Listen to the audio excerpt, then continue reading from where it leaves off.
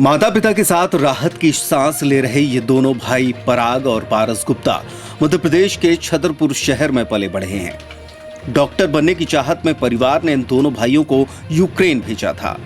परिवार को अंदाजा नहीं था कि बच्चों के भविष्य को बेहतर बनाने के लिए उठाया गया ये कदम एक दिन उनके कलेजे के टुकड़ों पर आफत बन जाएगा।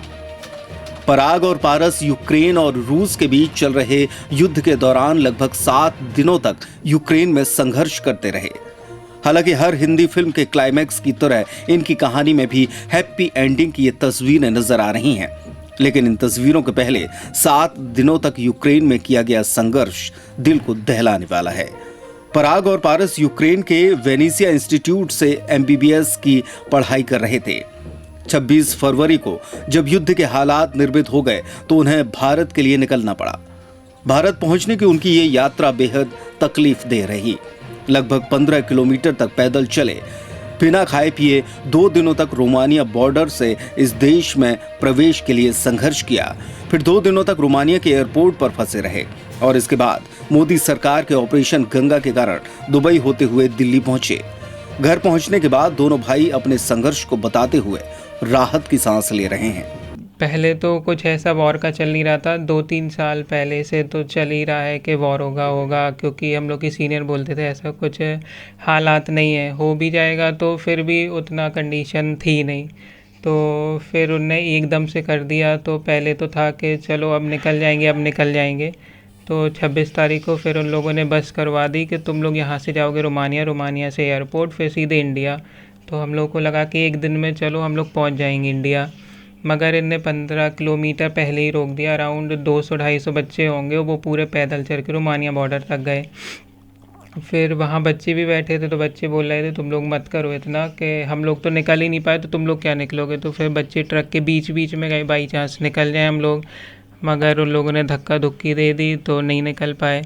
पहला दिन हुआ, दूसरा दिन हुआ, तीसरे दिन में फिर हम लोगों ने वीडियो बनाना चालू कर दी कि अब तो निकलवा दो, क्योंकि हम लोग के कॉन्ट्रैक्टर नहीं थे और सबके कॉन्ट्रैक्टर आए हुए थे।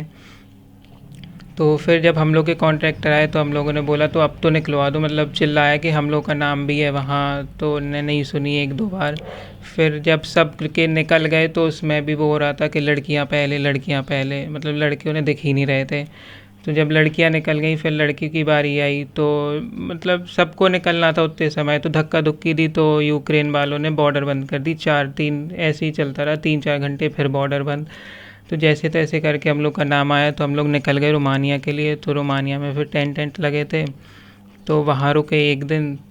फिर अगले दिन बस आनी थी, इंडियन एम्बेसी ने बस लगवाई थी। तो बस आई तो बस से निकल गए थे अगले टेंट के लिए। तो टेंट में पुलिस वाले ने पहले बता दिया था कि आपको 2 दिन रुकना पड़ेगा, क्योंकि जहाँ वो एयरपोर्ट था तो वहाँ 2000 समथिंग अराउंड बच्चे थे, तो पॉसिबल नहीं था कि अभी जाते फिर भीड़ हो जाती, और तो प्लेन भी नहीं थे। तो फिर हम लोगों से बोला कि 2 दिन आपको रुकना पड़ेगा। तो उतने में रजिस्ट्रेशन भी हो गया था हम लोग का। फिर तीसरे दिन हम लोगों से बोल दिया कि अब आपका नाम आ गया है तो आप लोग जा सकते हैं। तो यहाँ से हम लोग गए एयरपोर्ट से फिर हम लोग को फ़्लाइट मिल गई थी तुरंत। तो वहाँ से हम लोग अराउंड 3 बजे की फ़्लाइट थी, 3 बजे निकले, 8.5 घंटे का रास्ता था। दुबई में रुके, फिर दुबई से सीधे दिल्ली आ गए। पराग और पारस घर पहुंचे तो माता पिता ने खूब लाड किया। 4 दिन तक जिन बच्चों से कोई संपर्क न रहा, उनके सकुशल लौटने पर पारस और पराग के पिता राजेश गुप्ता अब सुकून महसूस कर रहे हैं। मेरे दोनों बेटे थे, यूक्रेन में MBBS की पढ़ाई करने के लिए थे, वेनेसिया इंस्टीट्यूट में। फर्स्ट ईयर में थे, सेकंड इनका सेमेस्टर चल रहा था। भारत एम्बेसी द्वारा अवगत कराया गया 26 तारीख को कि चूँकि आप लोगों के लिए आप चाहो तो इंडिया जा सकते हो। तो इन 26 तारीख, 27 तारीख, 28 तारीख बच्चे 2 दिन और 2 रात यूक्रेन बॉर्डर पर खड़े रहे। रात दिन ना कोई खाने का इंतजाम, ना पीने का इंतजाम, किन्हीं कारणवश जद्दोजहद करने के बाद ये 28 तारीख की रात को वहाँ से क्रॉस किए और 1 तारीख को रोमानिया आए। 1 तारीख से 4 तारीख तक रोमानिया बॉर्डर पर टेंट में रहे ये लोग। 4 तारीख को एम्बेसी द्वारा इनको फ़्लाइट कराई गई और 5 तारीख को सुबह दिल्ली लैंड किए ये लोग। भारत सरकार के अवगत से स्वदेश लौटे ये लोग। घर लौटे बच्चों ने सरकार को भी धन्यवाद दिया, जिनके कारण उन्हें बगैर किराए के पूरी सुरक्षा के साथ घर लाया जा सका। पराग ने बताया कि यूक्रेन में हालात इतने बिगड़ चुके हैं कि वहां से बचकर आना एक उपलब्धि की तरह है।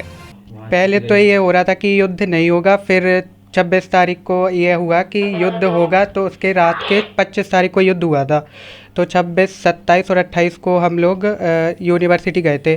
तो 26 तारीख को बस से बैठे यहाँ रोमानिया तक, रोमानिया के बीच में उतार दिया। तो लोग ने वेनेसिया की बॉर्डर लग रही थी, तो वहाँ से हम लोग को रोमानिया 15 किलोमीटर चलना पड़ा था पैदल। तो वहाँ बहुत सारे बच्चे बैठे थे, तो हम लोग ने सेंक रहे थे, हाथ सेंक रहे थे। तो पूछा कि आप लोग कब से बैठे, तो कहते आप लोग मत कोशिश करो, हम लोग तो 4-5 दिन से बैठे तो भी जाने नहीं मिल रहा। फिर हम लोग गए आगे, तो बहुत भीड़ लगी थी। तो जब गए तो वो लोग जाने ही नहीं दे रहे थे, ट्रक को जाने दे रहे थे, यूक्रेन वाले ट्रक को। तो बीच बीच में जा रहे थे, तो उन लोग ने बॉर्डर बंद कर दी थी 4-5 घंटे के लिए, फिर जाने ही नहीं दिया। फिर 27 और 28 को हम लोग बैठे रहे। 28 को स्नोफॉल हुई थी, फिर 1 तारीख को इन लोगों ने जाने दिया था रोमानिया के लिए। तो 1 तारीख को हम लोग ने क्रॉस कर ली थी बॉर्डर। कितना संघर्ष करना पड़ा आप लोगों को? बहुत, ना खाने के लिए था, ना पीने के लिए पानी था, और टेंट कुछ नहीं थे सोने के लिए। मतलब जब भीड़ होती थी ना, तो वो लोग फायरिंग करते थे और धक्का देते थे। जैसे सब यूनिवर्सिटी, टर्नोपिल है, कीव है और खारकीव, उन सब के कॉन्ट्रैक्टर आए थे। हम लोग के कॉन्ट्रैक्टर नहीं आए थे। जब वीडियो वो वायरल हुई थी कि ये फायरिंग कर रहे हैं और मार रहे हैं, उसके बाद आए थे हम लोग के कॉन्ट्रैक्टर। 28 तारीख को आए थे, उसके बाद उन लोग ने निकाला था। ऐसे वो नहीं निकाल रहे थे। मोदी जी को बहुत बहुत धन्यवाद। ऑपरेशन गंगा के तहत आए हम लोग, और ज्योतिरादित्य सिंधिया जी को भी धन्यवाद। मध्य प्रदेश के 200 से ज्यादा विद्यार्थी इसी तरह संघर्ष के साथ यूक्रेन से अपने मुल्क लौट आए हैं। कुछ बच्चे अब भी यूक्रेन में फंसे हैं, जिन्हें लाने के लिए सरकार निरंतर प्रयास कर रही है। रूस और यूक्रेन के बीच चल रहा ये युद्ध सिर्फ 2 देशों के बीच ही नहीं है, बल्कि इसका तनाव भारत के कई परिवारों को भी झेलना पड़ रहा है।